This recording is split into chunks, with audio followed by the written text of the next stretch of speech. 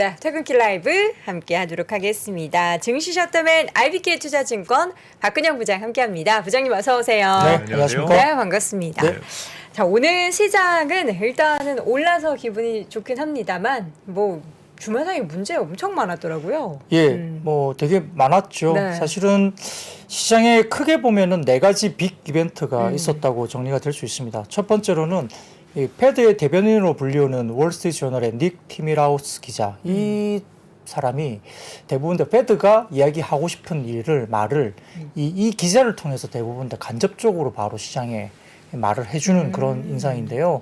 11월 당연히 이제 75bp 금리 인상을 시사를 하고 있지만 일부 연준위원들이 금리 속도를 줄이기를 언급을 하면서 12월에 50bp 인상 가능성을 이제 이 월스트리트 저널을 통해서 기자가 언급을 하기 시작한 거죠. 네. 실제 12월도 75bp 인상 가능성에 대한 확률이 높아지고 있는 국면이었기 때문에 사실은 이러한 그 12월 50bp 인상 가능성 언급만으로도 약간 좀 피벗과 같은 느낌을 좀 그런 주는 언급이 있었습니다. 기사를 통해서 공식적으로 기사를 낸 거고요.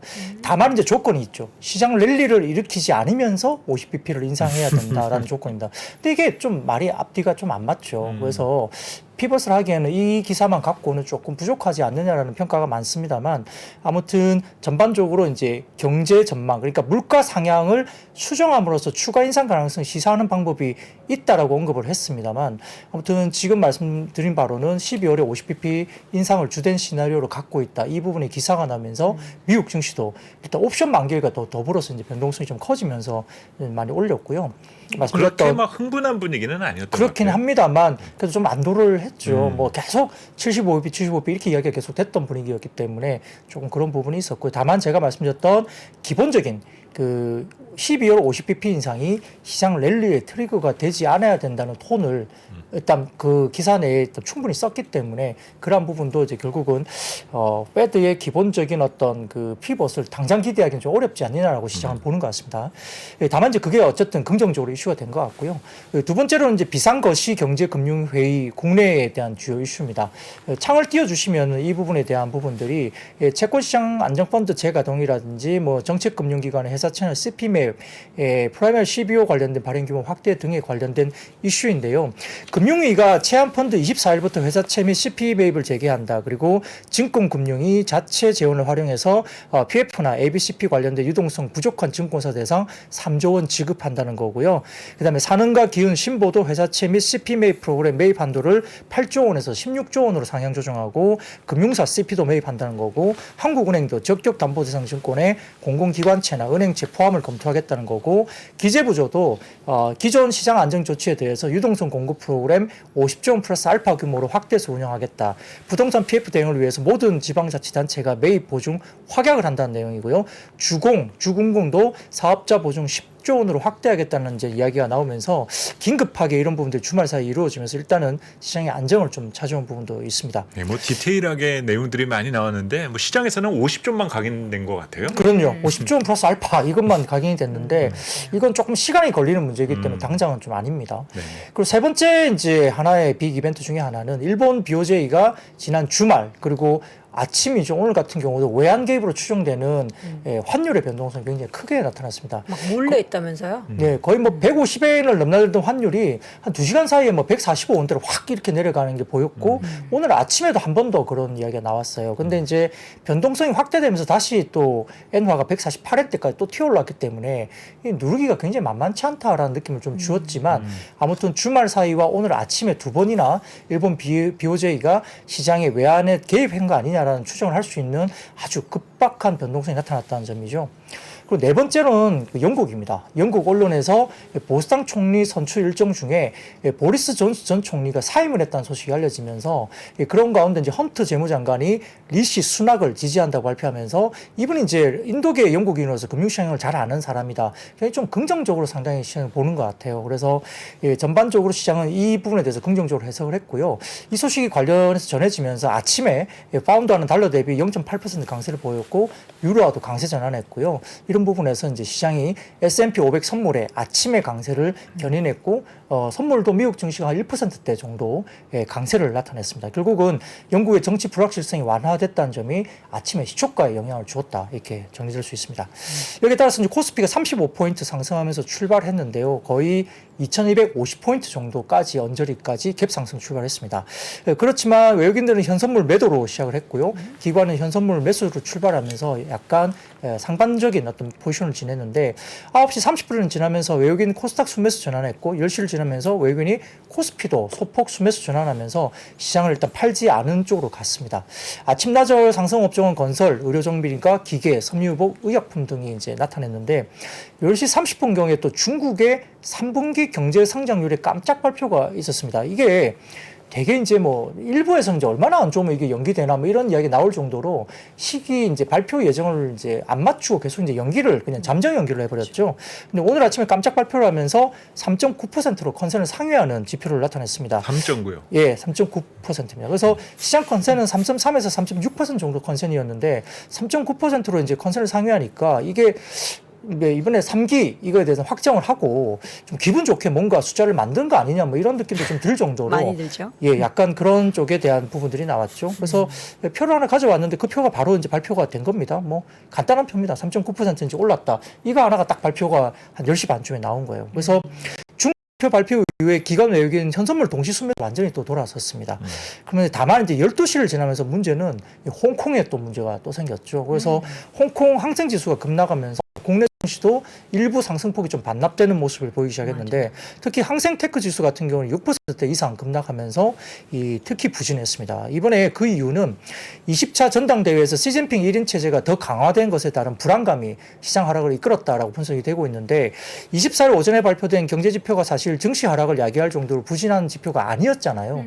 그렇기 때문에 홍콩 항생 지수의 이 급락은 이번 인사 문제에 있다 이야기가 되는데 결국은 공청당 인사가 최상위 지도부에서 탈락했지 않습니까? 그러다 그렇죠. 보니까 약간 견제 기능이 약화될 것 같다. 이런 이야기가 나온 거고요. 이에 따라서 산업 규제나 공동부유 정책 시행이 더 강화될 것이다라고 분석을 시작을 한 것 같습니다.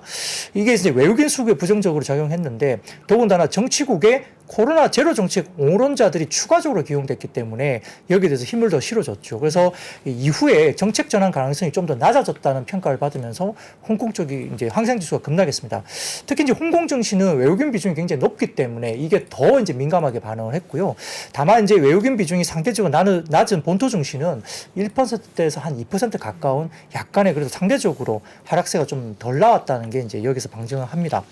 실제로 홍콩 증시에서 IT라든지 헬스케어, 부동산 등 규제에 노출되어 왔던 섹터 낙폭이 더 크게 나타났고 중국 정부의 증시 안정화 조치가 없는 한에는 홍콩 증시가 단기적으로 변동성 확대가 좀 더 나타날 수 있다라고 시장은 보는 것 같습니다. 원달러 환율은 국내에서도 뭐 달러 강세 압력 완화되면서 개장 직후에 1,429원까지 하락세를 보였지만 엔화가 재차 변동성 확대되면서 강세 전환하고 위안화도 약세 기록하면서 하락폭 대부분이 또 반납을 했습니다. 그래서 원달러 환율이 뭐 1,439원, 1,440원 언저리에서 다시 상승 반전 시도를 보이는 모습 때문에 약간 추가적인 시장 상승도 좀 제한됐고요. 다만 이제 외국인들은 기관 그리고 같이 양시장 매수하면서 지수 견인을 했고 특히 외국인은 오늘도 전기전자 업종에 집중 매수가 들어갔고 그 외 의약품이나 기계, 건설 매수가 들어갔고요. 기관은 대부분 업종 매수하면서 운송 장비만 일부 매도했습니다. 코스닥에서는 기관이 대부분 매수가 이루어졌고 2차 전지 반도체 매수가 상대적으로 많았고요. 업종별로는 부동산 PF 관련된 우려에도 이제 금융당국의 유동성 공급 계획 확대 발표 때문에 건설업 등이 반등을 주었고 의약품도 강세 기록했습니다. 화이자, 코로나19 백신 가격 인상 소식 이게 영향을 주었고요. 외국인 순매수에 유입된 삼성전자나 LG에너솔루션 등 반도체 2차 전지주 강세에 따라서 전기전자 업종이 2% 상승했고 반면 보험이 가장 부진했고요. 그다음에 통신업도 일부 부진했습니다. 코스닥은 외국인 기관 동반 순매수에 2% 가까운 상승을 보였는데 업종별로는 반도체, 디지털 컨텐츠, 운송 장비 부품 등이 강세를 보였습니다. 전체적으로 이제 오늘 시장에서 장 초반부터 엄청 튀어올랐던 것은 레고랜드 이슈와 관련된 기업들이라고 이거 봐야 되나요? 아니 그냥 섹터에 뭔가 투자 심리가 좀 다시 좀 안정됐다 정도로 봐야 되는 거죠. 네, 뭐 결국 이 증권 건설업종과 특히 이제 건설업종 오늘 조금 좋았는데요. 이 레고랜드 사태로 촉발된 단기 금융시장 불안이 조금 이제 완화될 수 있다는 기대감이 있는데, 근데 보기에는 아직까지는 조금 더 지켜봐야 되지 않느냐는 느낌도 좀 듭니다. 이 공식적으로 이렇게 뭐 구체적인 안을 제시는 하겠지만 이게 스텝 바이 스텝으로 이제 단계적으로 이제 자금 집행이 되기 때문에 당장 뭐 내일부터 50조가 막 바로 투입되거나 이런 건 아니거든요. 그래서 아마 조금 봐야 되는 상황인데요. 이게 뭐 정부가 이제 이번 지원을 통해서 이제 자금시장 안정 효과를 기대한다는 뭐 분석 자료는 대부분 다 그래도 다행이다. 좀 안정을 취할 수 있는 거 아니냐. 그리고 채권 시장의 자금의 유동성에 대한 병목 현상을 어느 정도 조금 완화할 수 있다. 이런 기대감은 충분히 할 수 있지 않느냐라는 분석을 하고 있지만 그래도 시간이 좀 필요한 건 맞는 것 같습니다. 자, 먼저 표를 펴주시면 이 종류별 유동화 증권 발행 잔액인데요. ABCP가 시장에 125조 이상 지금 발행돼 있고요. 발행 잔액의 32.4%를 차지합니다. 근데 그 다음 표를 보여주시면 기초 자산별 ABCP 발행 잔액인데 PF 대출 채권이 11조 원 이상 발행됐죠. 이것도 전체 발행 자산의 9% 정도를 차지하고 있는 국면입니다. 그래서 이제 한국투자증권에 오늘 관련된 코멘트를 이제 냈는데요. 실제 20조 원 규모의 채권펀드 중에 가용재원 1조 6천억 통해서 10월 24일 이제 회사채 CP 등 만기도래 차압 물량을 매입 추천을 이미 지난주에 했죠. 이제 전체적으로 지금 채권펀드 매입 대상 증권은 AA- 등급 이상 회사채, 그리고 A1 등급 이상 CP 및 전단채, 그리고 A1 등급 이상의 PF ABCP, 그리고 A 플러스 등급 이상의 여전채입니다. 이게 굉장히 양호한 채권들이잖아요. 그래서 이제 2022년 10월 21일 기준으로 ABCP 잔액 발행은 아까 말씀드렸던 125조 5천억 정도 수준이고, 이 중에 PF 대출 채권 ABCP는 11조 2,500억, 그러니까 전체 ABCP 발행 잔액의 9%에 해당합니다. 그 CP 등급의 A1인 시공사는 삼성물산, 현대건설, DLENC 세 곳에 불과하기 때문에 해당 건설사 세 곳이 보증한 PF 유동화 증권 보증 잔액은 총 3조 3,300억 정도, 이게 상반기 기준입니다. 그래서 즉시 투입하는 가용 재원이 적고 매입 대상 증권의 등급 기준이 상당히 높기 때문에 실질적인 매입 효과가 과연 얼마나 클까? 이 부분은 조금 논란이 있을 수 있습니다. 그런 반면에 약 83개 약정 금융기관 대상 캐피탈콜을 실시하면서 11월 이후부터 추가 재원을 투입할 예정으로 감안한다면 브릿지론 유동화 증권 차환 병목은 그래도 일부 회수될 수 있다라는 게 한국투자증권의 코멘트였습니다. 시장별 사업자별 그 시행사와 시공사 요건을 두고 있지만 채권펀드 매입 대상에 비해서 광범위한 규모로 11월부터 캐피탈 콜을 실시할 수 있다는 점이고요. 브릿지 단계의 PF 대출 채권 유동화 증권 발행 잔액이 11조 2,500억 정도를 규모한다면 보증 규모가 어느 정도 크다고 판단된다라고 코멘트를 했습니다. 근데 이제 국토교통부에서 발표한 8월 누적 인허가 주택 36만 4,269세대 가운데 실제 착공한 게 그렇게 100%가 안 돼요. 그러니까 그게 한 27만 9,755세대로 되니까 인허가 실적이 한 76.8% 정도가 진행됐기 때문에 전체적으로 그래도 이게 100% 채워서 이렇게 진행된 게 아니라서 그것도 좀 예상보다 규모가 좀 작다라고 보는 거고요. 본 PF 전환 지원에 힘입어서 인허가를 마친 미착공 현장의 착공 브릿지론 상환 병목이 다소 좀 해소되지 않겠느냐라고 한투증권에서는 이제 이 시장 안정화 조치에 관련된 코멘트를 냈습니다. 그래서 건설사를 보자면 오늘은 일부 이제 금융사들은 그렇게 좀 반응을 안 했지만 건설사는 일부 조금 오르긴 했습니다. 근데 아까 말씀드린 대로 그럼에도 불구하고 조금 보수적으로 보는 게 맞는 것 같긴 한데, 다만 이제 한국투자증권의 건설 관련된 섹터 애널이 이제 오늘 대형 건설사 관련된 단기 바닥 콜, 그러니까 이게 이제 바닥권 진입에 대한 매수 신호를 내는 리포트를 또 이제 추가로 냈는데요. 근데 이제 모든 건설사에 대한 콜이 아니고 현대건설과 GS건설, 대우건설, DLENC 이 네 종목만 콜을 냈다고 이제 코멘트를 냈습니다. 그래서 이제 모든 브릿지론 유동화 증권이 본 PF 단계로 가지 못한 채 시공사가 보증 책임을 지게 되고 만기가 아직 도래하지 않은 차입금과 사채를 일시에 상환해야 되는 의무를 그런 경우를 모두 가정했을 때라도 아까 말씀드렸던 4개 증권사는 조금 싼 거 아니냐라는 의견을 냈는데요. 그 경우는 뭐냐면 최악의 경우에 모두 대응을 한다 하더라도 현금성 자산이 남아있는 DLENC를 제외하면 GS건설은 2.47조 원, 2조 4,700억, 그리고 대우건설은 8,700억, 그리고 현대건설은 1조 7,400억의 현금 유동성 부족분이 발생할 가능성이 있다. 아까 그 가정으로 인하면.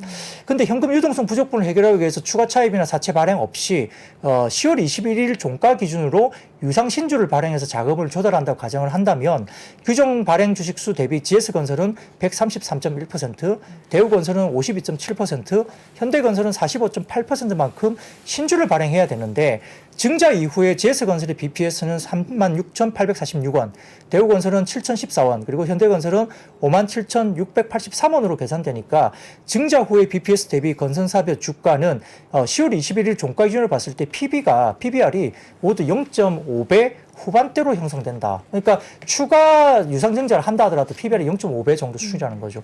그래서 이게 2010년 이후에 가장 낮은 밸류에이션 멀티플 수준에서 거래되고 있는 거기 때문에 아까 극단적인 가정을 한다 하더라도 이 정도면 뭐 단기 바닥콜에 대한 부분들은 좀 가능한 영역이 아니냐.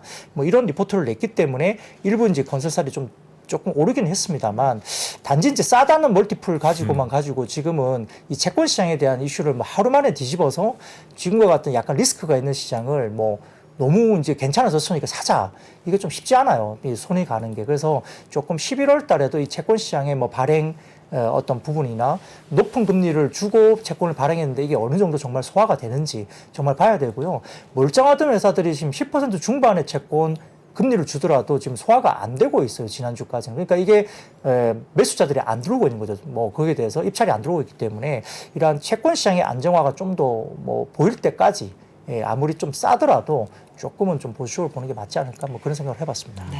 뭐 이렇게 싼 것을 기준으로 하면은 우리 시장에 너무 싼 종목들 많지 않습니까, 센터장님? 네, 우선은 뭐 싼 건 나름대로 이유가 있어서겠죠. 네. 근데 이제 문제는 그것을 풀어가는 과정이 가장 중요한 것 같고 또 이번 이런 금융시장의 경색된 분위기는 결국 저금리 시대가 고금리로 바뀌면서 시작된 부분이라 봐야 되잖아요. 그러면 이제 물가 안정을 위해서 전력 질주를 해오던 이제 한은은 지금 사태에 대해서는 또 어떤 입장을 내놓게 될 건지 사실 이게 기재부 혼자반의 어떤 그 정책 변화 지원 정도로 수습될 수 있는 부분 등은 아닙니다. 당분간은 이 내용을 우리는 계속 끊임없이 들을 수밖에는 없을 것 같고요. 사실 상처라는 것이 긁다 보면 아주 작은 상처가 생명을 위협할 수 있는 그런 그쵸. 부작용이나 합병증을 일으킬 수도 있게 되는 거잖아요. 마찬가지로 이 문제를 수습하기 위해서 어느 정도의 시간도 둬야 될 부분들도 있고 또 금융시장에 대한 안정을 위해서 써야 할 것들이 참 많구나라는 것들을 좀 생각할 때인 것 같아요. 네, 계속해서 이 레고랜드로 촉발된, 그러니까 레고랜드가 이렇게 드러나서 그렇지 사실 이 부동산 금융 관련해서 정말 여러 가지 이슈들이 많이 터질 것 같긴 한데 부디 좀 수습 가능한 수준에서 봉합이 되기를 바라보도록 하겠습니다. 건설주나 또 증권주 같은 경우에는 좀 상승폭이 다소 좀 줄어들면서 마감이 됐는데 오늘 의약품 뭐 제약바이오 쪽에 무슨 호재가 있던 건가요? 왜 이렇게 전반적으로 다 좋았던 것 같아요? 네, 아까 이제 SK 바이오사이언스는 이제 바이오 제약 관련된 가격을 뭐 화이자 주에서 올린다, 뭐 네. 그게 영향이 있었는데요. 사실 유진투자증권에서도 오늘 보고서가 나왔습니다. 그 올해 사실은 경기 침체 때문에 바이오 기업들이 부진한 주가 수익률을 보이고 있지만 사실 뭐 바이오 제약은 이제 전통적인 제약 산업은 사실 성장을 할 수밖에 없잖아요. 고령화 사회로 가면서 약은 어쨌든 써야 되는 거고 R&D 파이프라인이 굉장히 많고 이제 뭐 투자만 하고 LO 그러니까 라이센스 아웃과 관련된 기대감만 갖고 형성된 주가는 좀 힘들 수 있지만 전통적인 제약 산업은 또 굉장히 돈을 많이 벌면서 좀 싸게 거래되는 뭐 가치주가 또 많을 뭐 경우도 분명히 있다고 봅니다. 그래서 유진투자증권의 부분에서는 중장기 관점에서 이익 고성장이 예상되고 있기 때문에 이 가치가 상승할 거로 보고 있는 상황이고요. 뭐 실적이 가시화될 때까지 조금 더 길게 보면 우상향 추세를 보여줄 것이다 이렇게 리포트를 언급했는데 이 표를 하나 가져와 봤습니다. 이 보시면은 이게 뭐냐면 R&D가 실질적으로 어디 쪽에서 많이 이루어지고 있느냐에 대한 표를 유진투자증권에서 리포트 분량이 223페이지더라고요. 오늘 제가 그 열어보니까 다 읽으셨어요?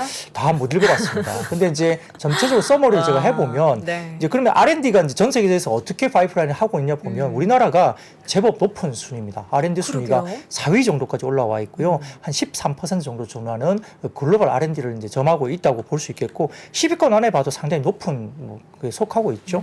그 다음을 보시면 그래서 어떨 거냐. 그래서 이 제3의 그 웨이브가 온다라고 이제 유진투자증권 리포트에는 이제 언급을 하고 있는데 그게 2024년 정도부터 이 관련된 바이오텍의 기술 이전 증가가 본격적으로 시작될 것이라고 그 리포트는 이제 추정을 하고 있습니다. 저거는 코스닥 의약품 인덱스인 걸까요? 예, 코스닥 의약품 관련된 인덱스는 회색 선이고요. 이제 전체적인 큰 웨이브는 퍼스트 웨이브 같은 경우 2005년부터 시작된 제네릭 의약품 시장 확대 부분, 그리고 두 번째 웨이브는 2015년부터 신약 연구 개발 확대나 기술 이전 계약 증가가 됐던 바이오텍 설립이나 이런 초기 단계였고, 그때 이제 회색 선이 보면은 코스닥 의약품 시장에서 이제 주가가 상당히 많이 올랐던 시기가 그때 이후부터 2015년 이후부터 굉장히 많이 올랐습니다. 근데 이제 세 번째 웨이브가 이제 온다고 이제 그 리포터는 주장을 하고 있는데, 이게 이제 2024년도부터 최근에 R&D 관련된 것들이 24년 정도부터는 좀 성과를 내지 않을까라고 추정을 했었습니다. 그래서 이제 이런 기본적인 가정을 놓고 그 다음 표를 보면 바이오 산업 유망 분야라 해가지고 이렇게 표를 하나 가져왔는데요. 잘 안 보실 수 있겠지만 관련 분야에서는 뭐 ADC 분야에서 뭐 레고캠 바이오나 그다음에 뭐 ABL 바이오, 그다음에 RNA 쪽에서는 뭐 파메슨이나 그 ST팜, 그다음에 바이오 베타 쪽에서는 뭐 알테오젠 등등, 뭐 CDMO 같은 경우 삼성 바이오로직스, 그다음에 뭐 바이오시밀런 셀트론 헬스케어 뭐 이 그룹들 이런 관련해서 이제 이 관련된 종목들에 관련해서 관심주로서 이제 언급을 한 거죠. 그래서 이렇게 전체적인 제약 바이오 섹터 중에 이런 곳에 대한 이 종목들이 그래도 그 리포트에서는 상당히 긴 리포트 가운데 관심 종목으로 언급이 된 걸로 해서 이렇게 한 표로 이제 요약되어 있습니다.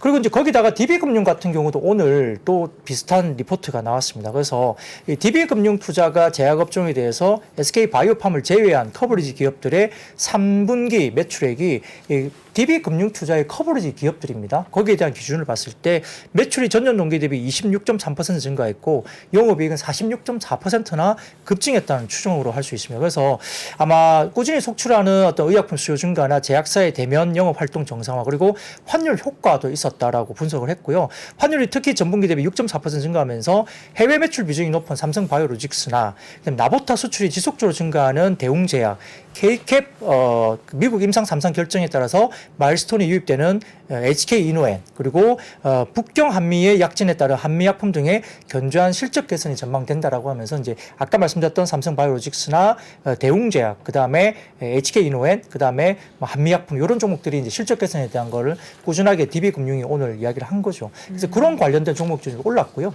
더군다나 이제 외신에 따르면 화이자가 미국서 코로나19 백신 판매 가격을 약 4배 정도 인상한다, 이 이야기가 돌면서 이제 SK바이오 관련된 이 부분도 상당히 영향을 미친 거죠. 그래서 지금 백신 가격을 1회 접종 분당 110에서 130달러, 약 16만 원에서 19만 원으로 인상할 수 있다고 언급했는데, 현재 미국 정부가 무료로 배포하고 있는 화이자 백신 1회 분당 가격이 30달러에서 4배 정도 인상된 가격이기 때문에 여기에 따른 백신 수요에 대한 이슈가 해외 판매 백신 가격 인상 가능성 때문에 관련주로서 오늘 아까 말씀드렸던 종목들이 움직이기도 했고요. 신풍제약이나 뭐 대웅제약도 이거와 연동해서 오늘 좀 주가가 5%대 정도 주가가 움직였습니다. 그와 더불어서 지금 코롱 티슈진 관련한 속보가 전해지고 있는데요. 다행입니다. 내일 거래가 재개된다고 하네요. 3년 네. 5개월 신라젠에 만에. 이어서. 그러네요. 네네네. 3년 5개월 만에 거래가 재개되고요. 코롱 티슈진 주주분들도 한 6만 명 오, 그렇군요. 정도 된다고 합니다. 네, 저는 개인적으로 23년도 준비하면서 바이오 관심 가져도 나쁘지 않은 것 같거든요. 그래서 아까 그 인덱스 그림에서 한 번 더 보시면 네. 뭐 세 번째 웨이브가 온다라고 하는 부분이 뭐 그냥 막연한 추론일 수도 있습니다. 그런데 이 부분에서 첫 번째 그리고 두 번째 2015년도 이후에 그 구간별로 따져서 이제 스타트를 끊었던 시점을 보면은 금리 인상의 정점 근처예요.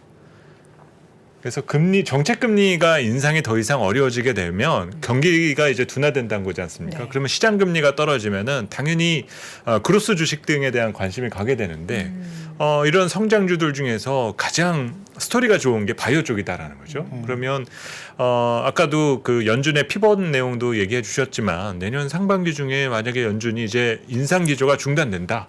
그래서 경기 둔화되면서 시장 금리가 떨어진다라 그러면 먼저 가격이 반응할 거는 아마 바이오일 가능성이 큽니다. 그래서 뭐 산업이 유망하다라는 것을 떠나서 어떤 투자의 하나의 팁에서도 참고해 볼 만한 내용인 것 같네요. 네.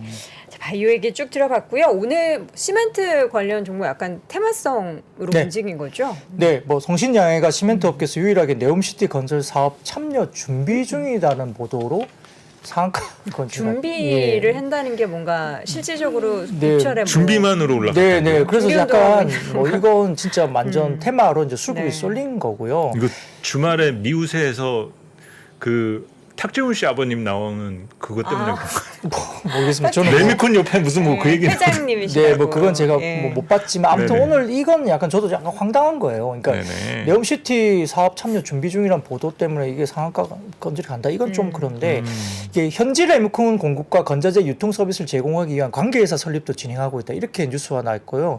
성신양이가 유일하게 이제 베트남, 방글라데시 등 그 해외 쪽에서 레미콘 공장을 운영하면서 2000년에 국내 대형 건설사와 함께 방글라데시 그 샤잘랄 공항 사업 건설사에도 참여했던 이력이 있다. 그래서 이 네옴시티 건설 사업에 충분히 해외 쪽에 진출할 수 있다. 뭐 이런 식으로 이제 뭐 분석을 한 것 같은데 네. 그렇다고 해서 이게 그렇게 급등할 재료인가?라고 약간 갸우뚱할 수는 있습니다.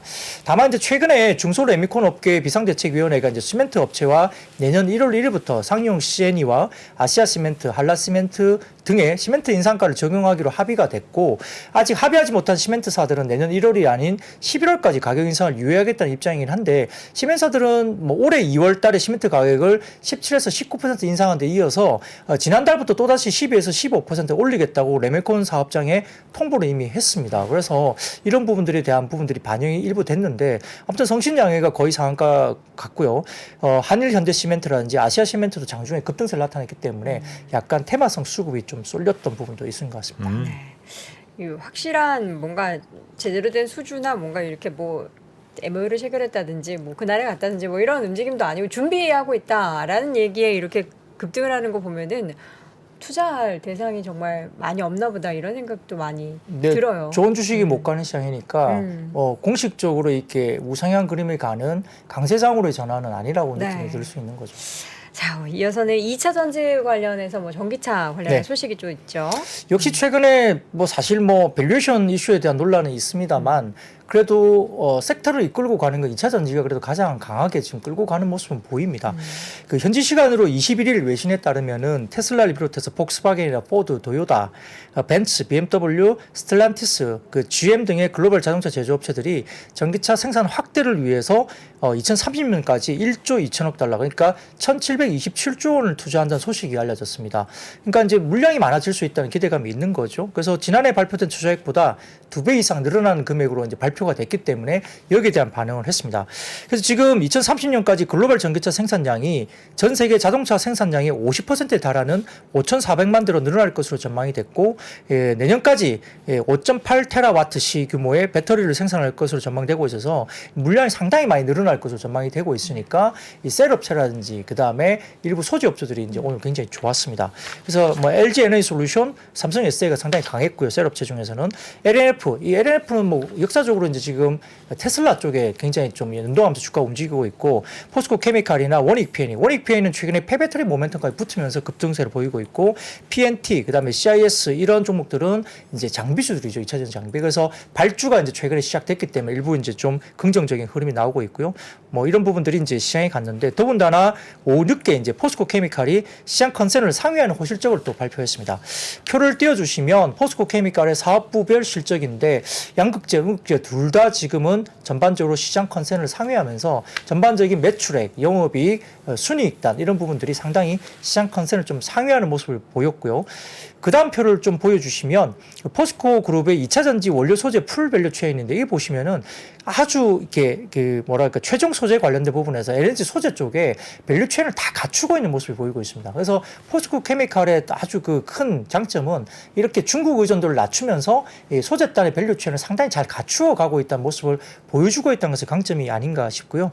여기에 따라서 전반적인 흐름에서는 상당히 좀 호평을 받고 있는데 에코프로 그룹이 상당히 좀 상대적으로 밸류가 좀 싸고 상대적으로 포스코 케미칼 그룹이 좀 밸류가 좀 비싸게 거래되고 있거든요. 거의 PER 기준으로 30배 중반 이상 받고 있고 에코프로 그룹들이 대부분 다 20배 초반 정도에서 거래가 되고 있습니다만 포스코 케미칼 좀 더 멀티플을 높게 받는 거는 이러한 풀 밸류 체인을 어느 정도 갖추고 있는 모습에 대한 약간 멀티플을 좀 더 주고 있는 것이 아닌가 생각은 듭니다.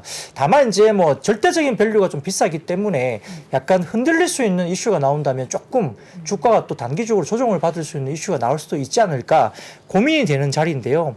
근데 오늘 하나 이러한 고민을 좀 우리가 좀 고민해 봐야 될 이슈가 하나 터졌어요. 그게 뭐냐면 그 테슬라가 중국에서 모델 3와 모델 Y의 가격을 각각 5%씩 인하하기로 했습니다. 이나요? 예. 요즘 같은 시대에? 네, 가격을 인하하기로 테슬라 한 중국 다 시장에서. 올리잖아요. 예, 그래서 우리가 생각하기에 가격 장관을 가장 잘하고 상반기에 테슬라가 가격 인상을 주도했던 주력 그 회사였기 때문에 이번에 가격 인하를 한 건 상당히 좀 뭔가 트리거가 될 수도 있다는 생각이 드는데 3분기 실적 발표에서 가동률 향상을 위한 가격 인하 여부에 대한 사실 질문이 실제 있었습니다. 그 콜에서. 근데 일론 머스크가 고성장의 방향성에 대한 부분은 전혀 문제가 없다고 언급을 하면서 사실은 이 부분은 즉답을 피했었거든요. 근데 이 가격 인하를 실제로 이제 발표를 한 거죠. 그래서 이 저가 모델은 모두 30만 위안 이하로 가격이 되기 때문에 보조금, 그러니까 차 가격의 약 4에서 5% 가격 인하를 받을 수 있게 됩니다. 결국은 이제 중국 공장 가동률 상승을 위한 결정인데 이 테슬라 판매 3분의 1을 차지하는 중국에서 가격 인하를 하기 때문에 중국 전기차 시장의 가격 경쟁이 본격화될 수도 있다라는 생각을 할 수밖에 없겠죠.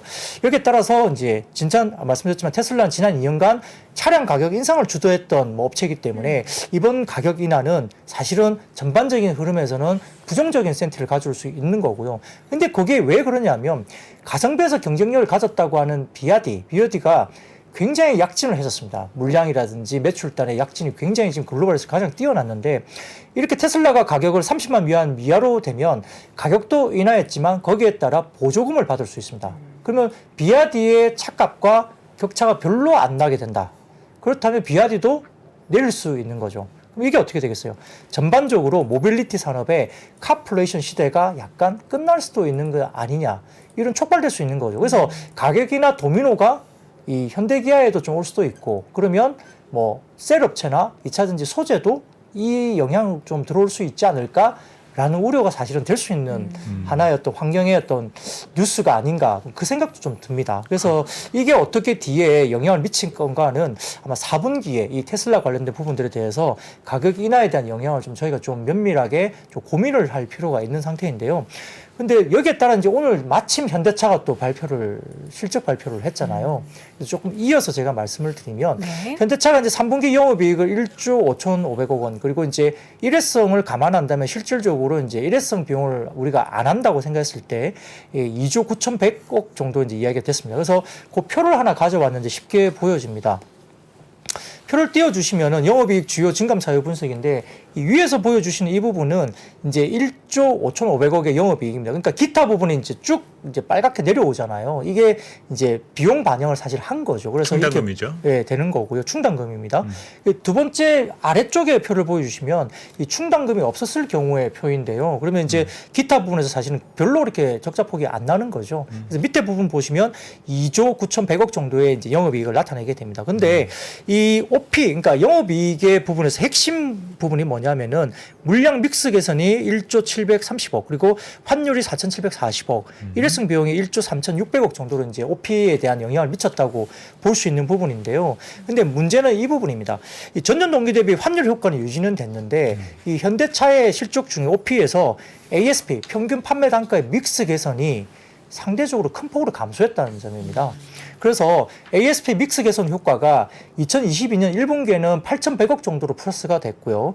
2분기에는 1조 330억 정도의 믹스 개선 효과가 평균 판매 단가가 올라왔는데 이번에 3분기에는 평균 판매 단가 ASP 믹스 개선 효과가 4,420억 정도로 현저하게 많이 줄어들었다는 겁니다. 그러니까 판매 단가 믹스 개선 효과가 이번 3분기에 많이 줄어드는 게 보였다는 겁니다. 환율 효과는 유지가 됐지만 이 부분이 줄었다는 거예요. 그래서 거기다가 현대차가 올해 판매 목표를 기존 432만 대에서 401만 대로 하향 조정했는데 그것도 또 영향이 있었습니다만 아까 말씀드렸던 평균 판매 단가 믹스 개선 효과가 3분기에 지난 1분기와 2분기에 비해서 현저하게 줄어들었다는 것이 약간 지금 방점이 되는 것 같아요. 그래서 최근에 PER이 한 4배 정도까지는 빠졌습니다만 결국은 시장의 시선이 내년으로 전환되고 있고 말씀드렸던 호실적을 견인한 차량용 반도체 공급 부족 현상이 뭐 크게 문제가 없이 완화되고 있다는 걸 이야기되고 있지만 결국 현대차 기업 가치의 향후 방향성이 과거에 한 7, 8배 정도 받았던 밸류인데 최근에 글로벌 완성차들이 한 20, 30% 경기 침체를 반영하면서 밸류에이션 다운이 되고 있는데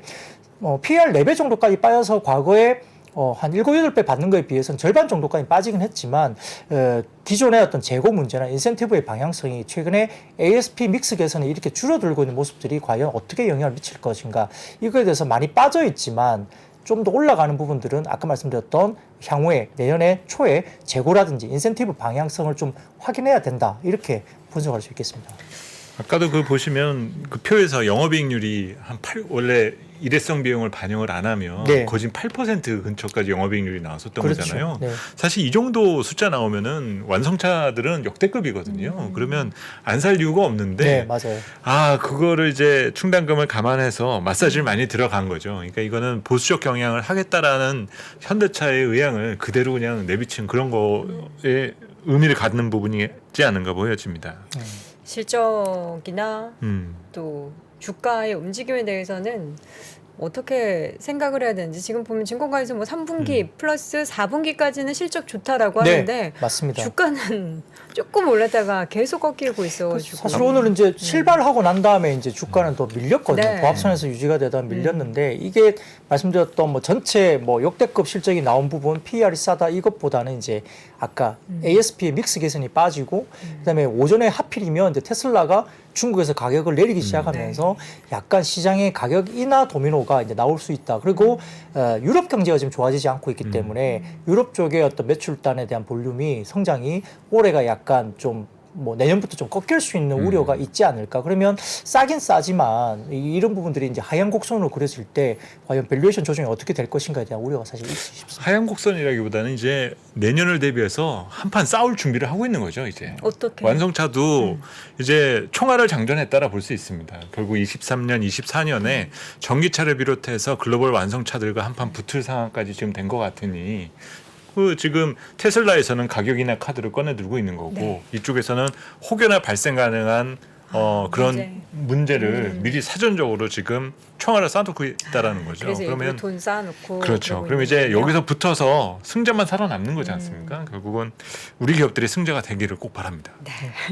자, 이어서 콘텐츠 관련한 기업들도 뭔가 좀 긍정적인 뷰가 나오고 있나요? 네, 역시 뭐 OTT 글로벌 넷플릭스를 포함한 OTT 기업들은 뭐 차별화된 컨텐츠만이 기존 가입자를 계속해서 묶어두는 뭐 핵심 요소가 되겠죠. 근데 이제 북미 지역의 포화 상태가 역시 됐고 이번에 실적 발표에서도 결국은 아시아 지역의 순중이 가장 많았기 때문에 여전히 아시아 지역은 넷플릭스 가입자 수가 낮은 상태이기 때문에 여기에 대해서 핵심이 있는 거고요. 역시 양질의 킬러 컨텐츠 라이브러리를 보유한 OTT 가입자 유치 이 부분이 컨텐츠의 핵심이 있다 이야기 됩니다. 그래서 그 하이투자증권에서 보고서가 이제 그런 이야기가 오늘 나왔고요. 컨텐츠 투자를 본격화할 것을 보이는데 결국은 가성비, 퀄리티 그다음에 한류라는 어떤 뭐 문화적인 어떤 흐름 이런 부분들 삼박자가 한국 드라마 컨텐츠에 굉장히 중요한 수요 증가를 이끌 것이다 이렇게 이야기를 냈는데 하이투자증권의 그 한국과 관련된 넷플릭스 투자 추이를 보는 표를 하나 가져왔습니다만 뭐 16년도부터 나온 표인데요. 상당히 뭐 기하급수로 늘고는 있죠. 근데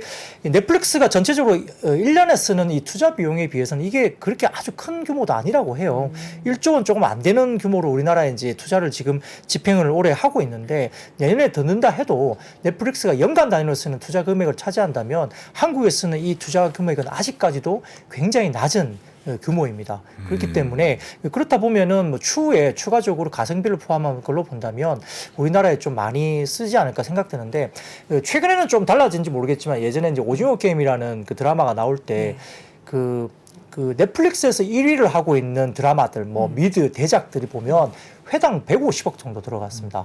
회당이요? 그렇죠. 전체 드라마가 편이 아니고. 네네. 회당 100억 정도, 150억 정도 들어갔거든요. 근데 맞아요. 오징어 게임이 거의 역대급, 그러니까 1위는 아니지만 드라마 중에서도 역대급 이제 그 회당 그 드라마 제작비로 이야기를 했는데 그때 오징어 게임이 한 회당 한 30억대 언저리라고 해요. 그거밖에 안 들었어요. 그게 굉장히 상위에 속하는 국내 드라마 회당 제작비였습니다. 그러면 거기서 더블로 가더라도 한 5, 60억 정도 수준이기 때문에 그렇게 따지면 그 넷플릭스에서 1등을 계속 구가했던 미드나 다른 굉장히 대작들에 비해서도 우리가 더블로 드라마 제작이 간다 하더라도 거기에 비해서는 3분의 1 제작이거든요. 그러니까 그만큼 컨텐츠의 양질과 가성비가 상당히 좋다는 부분에서는 뭐 글쎄요. 한국에 더 투자를 해도 사실 되는 환경은 분명히 맞는 것 같긴 합니다. 그래서 그런 부분들을 좀 더 이제 하이투자증권에서는 오늘 리포팅을 한 걸로 보입니다. 콘텐츠 관련한 뭐 OTT 기업도 그렇고 콘텐츠 기업도 그렇고 앞으로 센 사장님은 어떻게 보세요? 뭐 이제 새로운 먹거리 중에 하나인 거죠. 사실 앞으로도 우리가 계속 뭐 새로운 먹거리가 될 수 있는 부분이 있고 이번에도 사실 이 자막을 보면서 그 익숙하지 그 자막이 어색하던 미국인들이 돌아섰었던 게 바로 그렇다고 이제 하더라고요. 오징어 게임의 기반이 되었었던 거지 않습니까? 사실 이제 우리가 가지고 있는 어떤 감성과 어떤 창작물이 세계 시장에서 먹힐 수 있는 그런 구도를 지금 갖추게 되었다라는 거겠죠. 저는 이제 전체적으로 우리가 코로나 때 넷플릭스 가입자, 뭐 디즈니 플러스 네네네. 가입자 확 늘었잖아요. 그때 이제 그랬었죠. 밖에 나갈 수도 없고 뭐 할 수가 없으니까 집에서 이제 콘텐츠만 많이 소비하잖아요. 근데 내년에 사실 뭐 시장도 그리고 경기도 안 좋고 한다고 하니까 사람들이 허리띠를 졸라매면서 어디를 못 가니까 네네. 또 이런 콘텐츠 소비가 많아지지 않을까 하는 정말 단순한 생각 한번 해봤는데 뭐 이런 식으로 해서 내년 반짝 업황에 대한 또 수직 상승 기대하는 건 좀 어렵나요? 사실 이런 문화 소비와 관련된 것은 후퇴한다라고 말할 수는 없을 것 같아요. 사실 최근에 미국에서도 에너지를 비롯한 제품 소비는 조금씩은 둔화되는 조짐에 나오지만 네. 서비스 수요는 더 계속 상승 곡선을 그려가고 있거든요. 그러면 결국 이런 문화적 소비가 뒤로 후퇴한다라는 것이 그렇게 현실적으로 쉽지는 않다는 거겠죠. 만약에 여기다 이제 제재가 가해진다라면 이제 과거에 뭐 경험했었던 뭐 너무 이제 넷플릭스에만 몰리게 되었을 때 생겨날 수 있는 문제들, 또 우리 컨텐츠에 대한 뭐 저작 문제라든지 소유권에 대한 문제들, 이런 것들이 이제 또 법적으로 등장하는지 여부 등은 추후에 또 살필 문제가 될 거는 같습니다. 네. 저는 요즘에 콘텐츠를 많이 소비해가지고 네. 밖에 나가지 않고 그러시군요. 네, 다들 그러시나 궁금해서 여쭤봤습니다. 자, 반도체 섹터니까 오늘 좀 대형 반도체주도 올랐고 주말에 마이크론을 비롯한 미국 반도체 기업들이 좀 많이 올랐잖아요. 네. 근데 뭐 여전히 달라진 건 없죠. 네, 뭐 특별한 이슈가 있어서 오늘 반도체 섹터가 뭐 반짝한 건 아니고 외국인들이 수급적으로 어쨌든 전기전자 쪽에 집중을 하고 있는 모습이었고 더군다나 뭐 긴축 속도 조절 기대감이 또 있었기 때문에 필라델피아 반도체 지수가 아무튼 주말 사이에 3.7%나 급등을 보였죠. 여기에 따라서 그 마이크론 테크놀로지 같은 경우는 캐나다 쿼터힐과 특허 분쟁을 해결하는 라이센스 계약 서명 소식 이게 전해지면서 4%대 급등세를 보였고요. 인텔도 3% 넘게 올랐고 엔비디아나 그다음에 ASML 등의 대부분 반도체 관련주가 상승을 보였는데 더군다나 인텔이 일부 사파이어 래피즈 관련된 대규모 시설을 한 군데 했다라는 이야기도 오늘 좀 돌았어요. 해외 쪽에.